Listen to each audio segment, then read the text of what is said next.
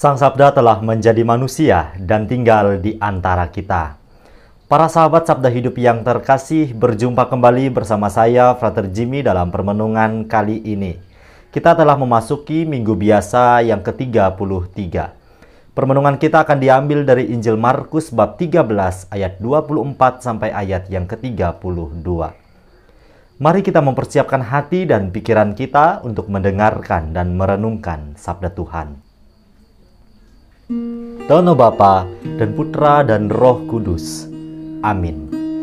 Semoga Tuhan beserta kita sekarang dan selama-lamanya.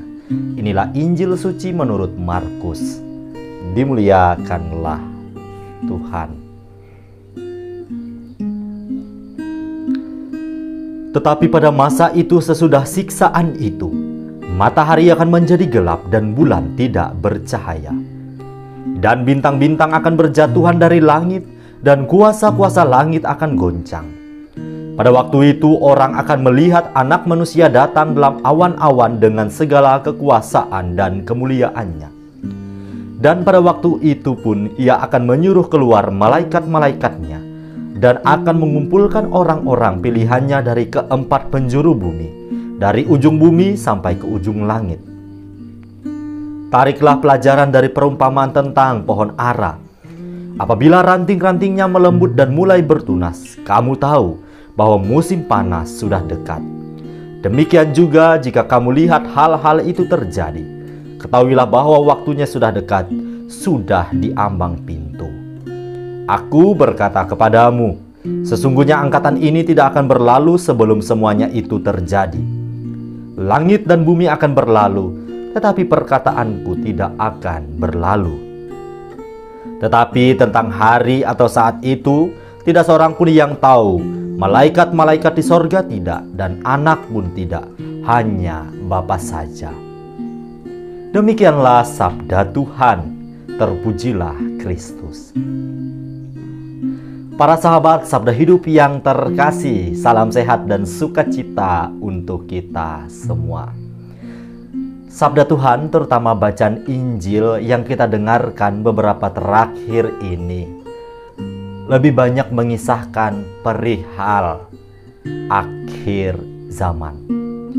Gereja Katolik dalam pengajaran imannya percaya akan kedatangan Tuhan Yesus untuk kedua kalinya, atau yang biasa kita kenal dengan sebutan parusia.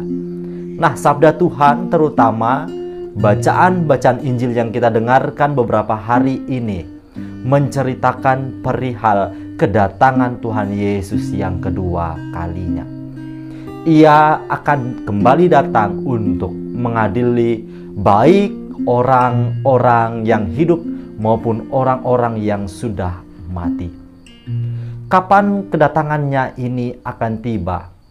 Injil menegaskan dengan jelas, tidak ada satu orang pun yang tahu dengan persis.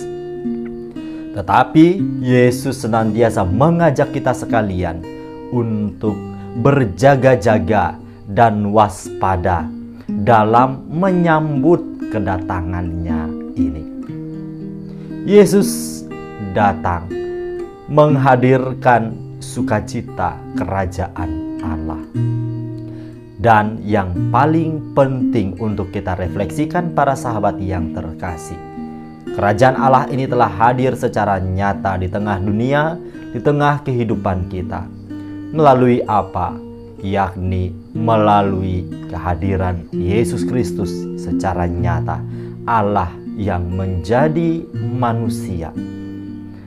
Maka sejauh mana kita menyadari akan hal ini, bahwa kerajaan Allah yang kita damba-dambakan ternyata sudah ada di tengah-tengah kehidupan kita. Apakah kita sudah mampu melihatnya dengan jelas? Tentu sebagai orang-orang beriman, peziarahan iman kita senantiasa menuju pada satu tujuan yang sama, yakni untuk dapat kembali bersatu dengan Tuhan Allah di dalam kerajaannya.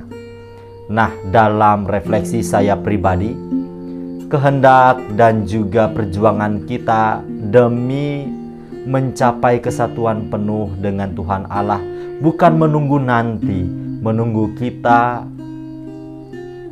telah wafat dari dunia ini, melainkan sejak saat ini, sejak kita masih bersiarah, kita boleh menikmati kerajaan Allah ini dalam beraneka bentuk berkat, kebaikan yang boleh kita terima dan juga kita hadirkan di tengah kehidupan kita sehari-hari. Maka ajakan Yesus untuk berjaga-jaga ini agar kita sungguh mempersiapkan diri dengan baik, sehingga nanti apabila Ia telah datang kembali, kita didapatinya pantas dan layak, serta kita didapatinya sebagai pribadi-pribadi beriman yang setia dalam menjaga harta iman yang kita miliki ini. Maka apa yang perlu kita kerjakan ialah meningkatkan kualitas hidup beriman kita melalui olah rohani yang kian teratur, melalui perbuatan-perbuatan baik, perbuatan-perbuatan kasih yang kita kerjakan dari hari ke hari. Dari sebab itu, mari kita menelisik lebih jauh ke dalam diri kita. Sudahkah kita mempersiapkan diri dengan baik? Atau kita masih lengah, kita masih berleha-leha dengan tawaran-tawaran dunia yang kalau kita tidak hati-hati, kita bisa terjerembab ke dalamnya dan menjadi lupa akan tujuan pesiarahan iman kita. Semoga permenungan ini dapat menghantarkan kita pada refleksi pribadi yang lebih mendalam. Selamat hari Minggu, salam sehat dan sukacita untuk kita semua. Semoga Allah yang Maha Kuasa memberkati kita, melindungi kita terhadap dosa dan menghantar kita ke hidup yang kekal. Amin. Dalam nama Bapa dan Putra dan Roh Kudus. Amin.